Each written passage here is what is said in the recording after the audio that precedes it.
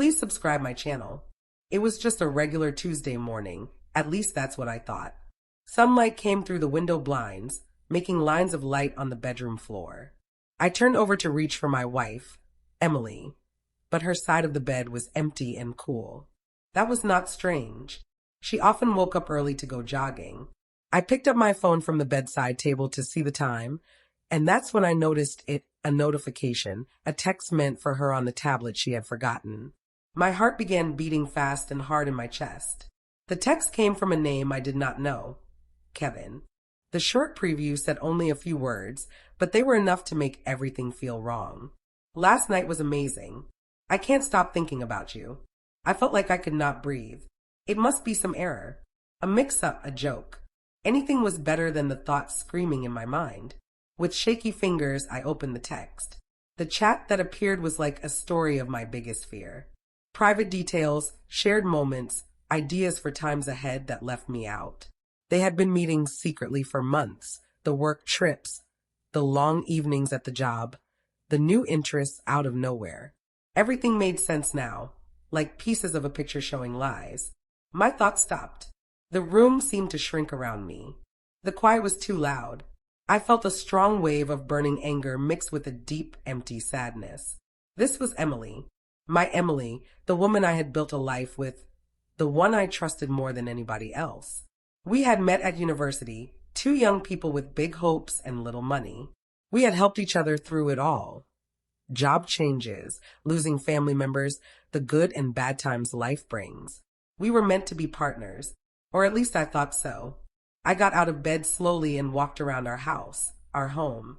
Every picture on the walls, every chair or table we chose together now looked like fake items in a show where I was the one who did not know the truth. I looked at a photo from our wedding day, us smiling happily, not knowing about the problem that would one day break everything. I needed to leave. I took my keys, got into the car, and drove without a plan. The buildings of Denver passed by quickly as I thought again about our whole time together, looking for clues I might have ignored. Was I not good enough? Did I work too hard? Did I forget to say she looked nice? The questions kept coming, hurting my already broken confidence. I drove for hours until the bright city turned into open rural roads. I stopped near a calm pond as the sun started going down, coloring the sky in orange and purple shades.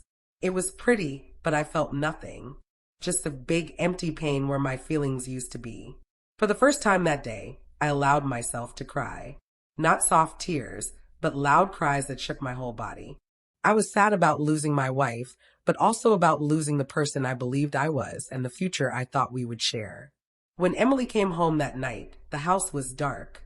I sat in the living room with the tablet on the table in front of me. She came in with a smile and asked how my day was before she saw my expression. The smile went away. She understood without me speaking. The talk that came next was full of tears, reasons, and weak sorry words. She said it just happened, that she felt mixed up, that she still cared for me. But the words meant nothing. The trust, the strong base of our marriage, was destroyed. That night, she stayed in the spare room. The quiet in the house was worse than any fight. In the weeks after, we moved around each other like strangers in the same place, avoiding the mess of our shared life. We went to therapy, but it seemed like covering a serious injury with a small bandage. The real fact was that the woman I married was not there anymore, changed into someone I did not know or believe in. Choosing to split up was painful but needed. It was the toughest choice I ever made. Putting my things into boxes felt strange and unreal. Each object brought back a memory, a shadow of better days. There were times I almost gave in, ready to ask her to start over, to act like it never happened. But then I would think of the clear, harsh words on that screen, and I knew I could not return. I had to go on, even without knowing how. The first months alone were very hard. The feeling of being by myself was like a heavy weight, always there. I would return to a quiet apartment, and the lack of sound would feel loud. But little by little, things began to get better. I started paying attention to myself for the first time in a long while. I put more effort into my job, got back in touch with friends I had not seen much, and started old activities again. I took up walking in the woods, finding a calm peace in the quiet of the outdoors. I learned to make meals for myself, getting used to enjoying time alone. I saw that I had spent so many years seeing myself only through my marriage to Emily that I forgot who I was by myself. Getting better was not steady. There were happy days and awful days. Days when hearing a song would bring back all the pain. But the happy days grew more than the bad ones. I found out that healing does not mean forgetting. It means learning to carry the marks. It means knowing that her wrong choice was not about my value, but about what she decided. That text on that Tuesday morning broke my heart. Yes, but it did not break me completely. In a hard and hurtful way, it freed me. It made me build my life again on a base of respect for myself and care for myself. Now, my days are totally different, but they are my own.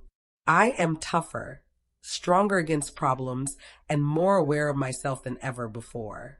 I learned that sometimes the worst event can guide you to your best self. My heart got hurt, but it got better. And now it is ready for a future that I control myself. My experience is about deep pain, but it is also about hope and starting fresh. Thank you very much for listening. If this touched you, please think about liking this video and signing up for more.